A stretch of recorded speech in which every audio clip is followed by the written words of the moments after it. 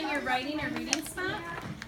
We want you to find a comfy spot here, but you know that our lessons are kind of short here, so that's why I so appreciate when you are really being principled, right? Being principled, knowing that when you're here, I have something to share with you and interact with you. And I also like that many of you are really showing us that you're a thinker.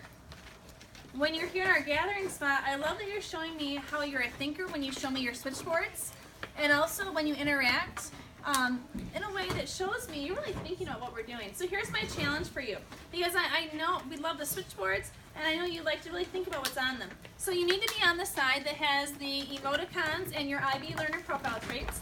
And what I'd like to see you do is, as I'm sharing a bit of the story, Mr. Lincoln's Way, I want to see you note-taking on your switchboard the kind of people that we think that we're seeing in the story.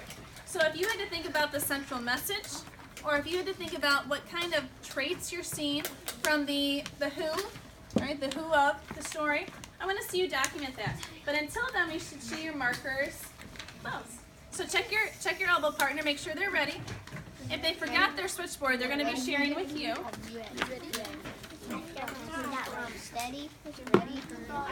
And if you're ready, your thumb is up, so that tells me I'm ready to write.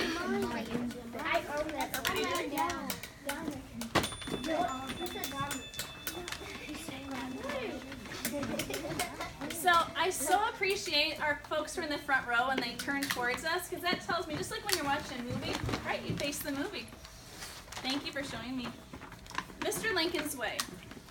Now, if you remember from yesterday, I won't read the first page because it talks about what a cool guy Mr. Lincoln is, right? Mr. Lincoln is their principal. He kind of like a fool. So using your switchboards, when you come across a trait or a feeling from the story, I want to see you mark that on your board. What? Absolutely everybody thought Mr. Lincoln was a cool guy except Eugene Osterhaus. Mean Gene is what everybody called him. Mean Gene sassed the teachers and beat up on most of the other kids in the playground. He was no student at all. He drove Mrs. Dunkel crazy in English, Ms. Chu wanted to drop him from art, and he was a bully. He always seemed angry, picking on kids and calling them names. He's not a bad boy, really, Mr. Lincoln said. Only troubled. Just about everybody in school, though, thought Eugene was trouble, spelled with a capital T. Now, the words, when we're thinking about our own stories, right? The words, I think, are interesting because of the way Patricia Polacco describes the characters. You'll notice in any of her stories, she spends usually the first 2 pages describing what the characters are like. She kind of gets you invested, and I think that's one of her writer moves that really makes me connect to her, because I feel like I know the characters. By the time something sad or exciting happens to them, that's what causes me to feel something. I also love her illustrations because she really shows the emotion in what we see from the characters. The principal just like. Then one day he leered at a first grader. "What are you looking at?" he said, and he pushed her down. Now imagine, it sounds like he's an older boy, right? Imagine pushing down a little first grader. Man. "I'm going to tell Mr. Lincoln," she announced. "Go ahead, I'm not afraid of him." And then he stopped. Mr. Lincoln was standing right there. The bell rang and Eugene scurried away. Now Eugene was in Mr. Lincoln's thoughts more than ever. He knew he had to find a way to reach him.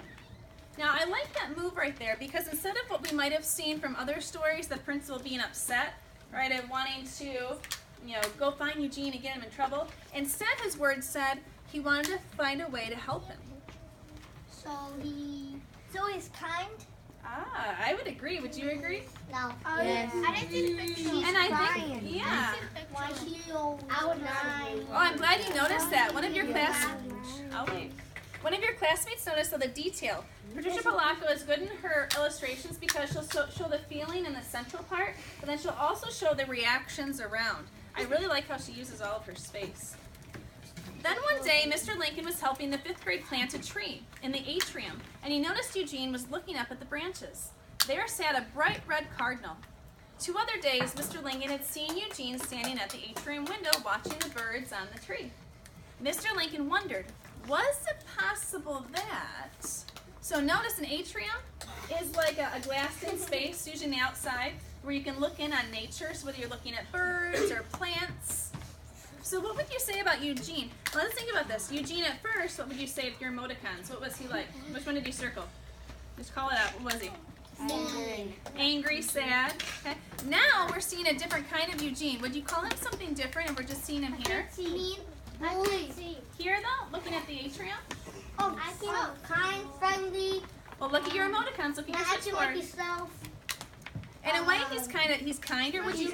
Happy. Oh, happy. Would you call him kind of balanced in a way? Yeah. So I wonder, in your story, are your characters going to change? Maybe the character is going to be sassy or mean at one point, but then change because of something in the story. What about proud? Proud would be a good word to think about too. Let's read one more. Yeah, let's read one more page. It wasn't a day later when Mr. Lincoln called Eugene into his office. Eugene slumped into a chair.